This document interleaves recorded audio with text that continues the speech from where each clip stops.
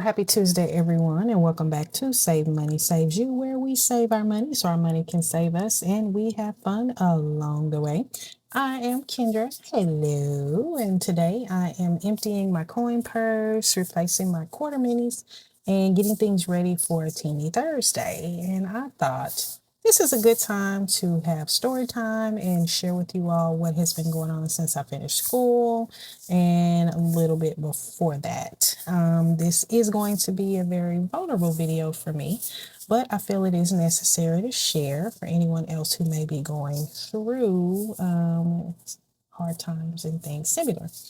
So, to backtrack, in September of 25, my mother-in-law suddenly passed away, and she had no insurance or really any money. So as a result, we had to raise the money and use the last of bill money for her final arrangements. And because funds were tight, we did have her flown to Alabama because that's where she wanted to be buried. And then we opted to hold a memorial service for her here. Because we all lived together, her passing away with no insurance threw us into a whirlwind of things like settling final bills and all of those things. We had to let some things go because we couldn't afford to pay them. And then we had to pay to close out other things. So, long story short, this caused significant financial strain on us. We got behind in pretty much everything. Me being in school and working part-time helped to buy us some time with refunds and then my part-time pay.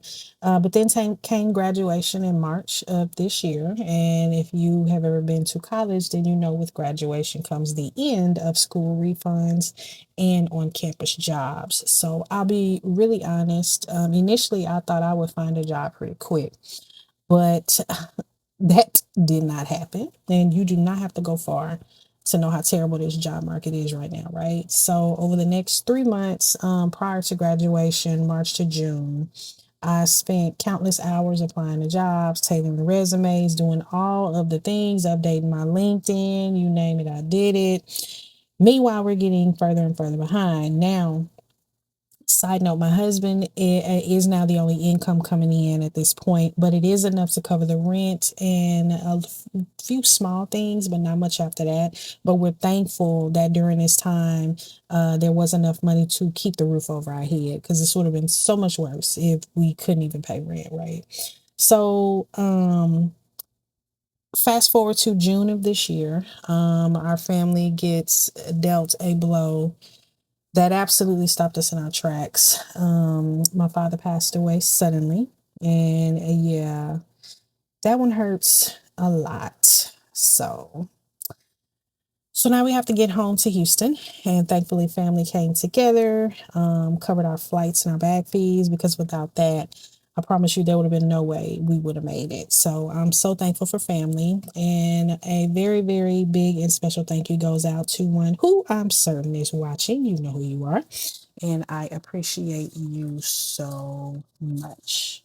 Now, coming back home was very surreal because we were coming home having to sit with the realization that in less than 1 year, we have lost two parents. And emotionally, that has taken a toll on myself, my husband, and our children. And I just cannot find the words to describe to you. Sitting in grief while trying to keep the basics covered is a very intense experience. And so during these extremely lean times, difficult times, I started to utilize these different buy now, pay later apps and things like that. Now, I'm not a fan of racking up consumer debt, but I'm gonna tell you right now, if it means we gonna eat, then sign me up, so be it. And that's what I did.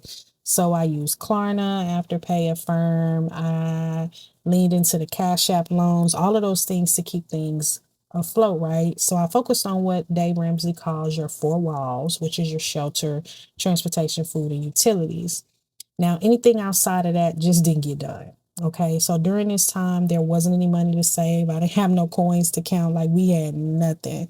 So I was still trying to think of like ways to share what we were going through with you all.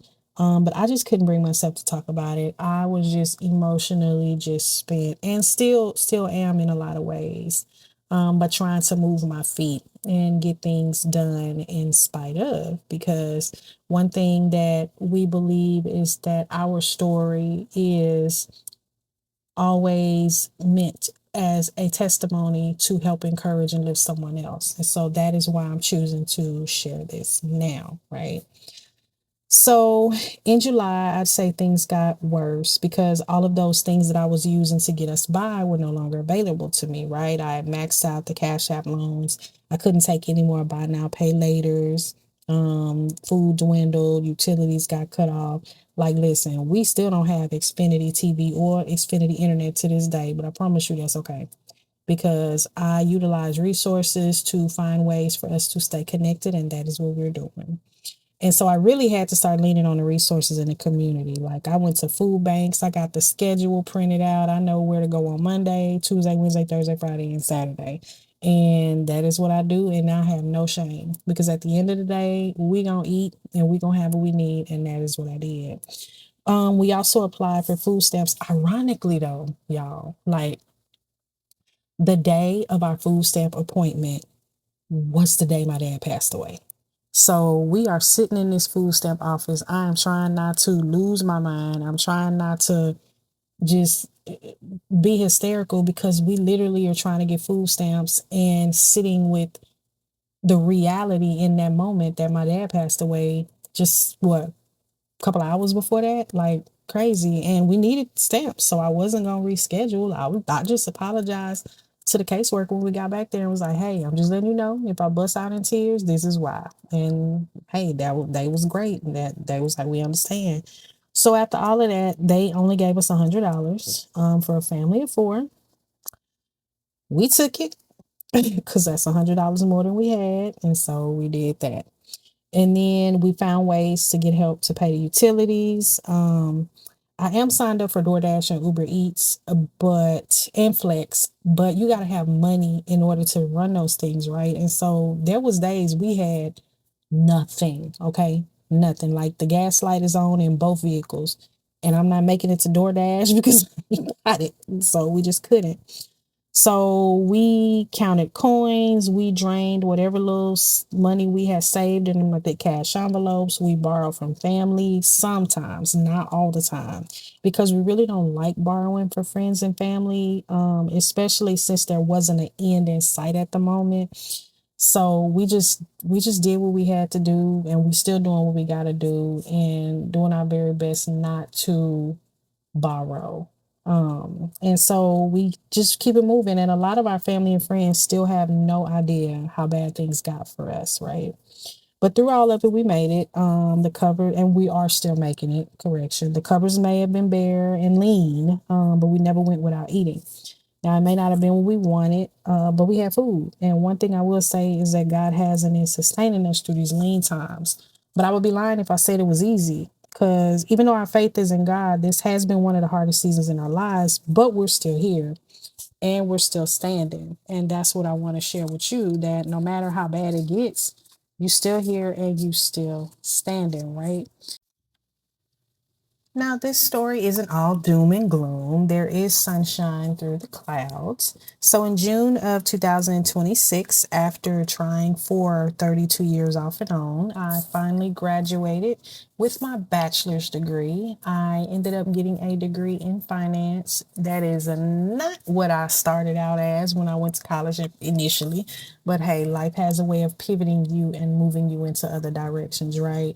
And God has a way of aligning you into where he wants you to go, because this is not what I thought I would have gotten a bachelor's in. And then in July, on July 2nd of 2026, my husband and I celebrated our 20th year of marriage. We often talk about how it just does not seem like it's been 20 years. But I tell you what, it has been wonderful. I wouldn't do life with anybody else, and so I adore that man, and I'm so thankful that we have been together 20 years, and I look forward to many, many, many more. And Also in July, I started working a contract job. It is temporary. It does end around December, but it's a job and income right now, so I'm thankful. I only get paid once a month, which is not ideal, but it is something. Okay. And I did just receive my first pay this week. So yes, I will be doing a video to show you all how we decided what was going to get paid and what had to still wait, because yes, we are still robbing Peter to pay Paul. And what I also did with some of that was take care of some things I needed for me to really get up and running with the life insurance business. And so school took up a lot of my time. And so I didn't really have time to work on things. And then I also didn't have money because, listen, if you know anything about starting or running a business, you have to have money to make money. Okay. It takes money to make money. Yeah. But I tell you what, I'm very passionate about making sure families don't go through what we went through. Passing away with no money and no insurance leaves a very, very stressful strain on your loved ones. And if you don't take anything else from this video, please take and hear from me. Do not leave that burden on your family. If you have enough money for your final wishes in a bank account somewhere, that is the best way to do it. If not, get you some life insurance, okay? I'm going to get off that soapbox, but no, this is not the last time you're going to hear me say it, because I do not want any other family to have to go through what we are going through and went through when there is no money, okay? Now, fast forward to today. We still don't have everything covered, but we were able to take care of some major things and get some stability this month. And so we're not where we want to be, but things could be a lot worse. We know that God is with us, and for that we are grateful. Now, if any of this story resonated with you or is similar to what you yourself may be going through, I want to encourage you to keep going, keep moving forward, keep finding resources and ways to help your situation. And whatever you do, don't stay down when life knocks you to the floor. When you're in a season of lack and scarcity, it can take an emotional toll on you, but do not let it paralyze you. Where you are right now is not where you have to stay. Keep moving forward. And whatever you do, when you can, and if you can, keep saving your money, because why? Your money will always save you. Have a great and productive week, everyone. I will see you in the next video. And remember, God loves you, and so do I. Till next time, guys. Bye-bye.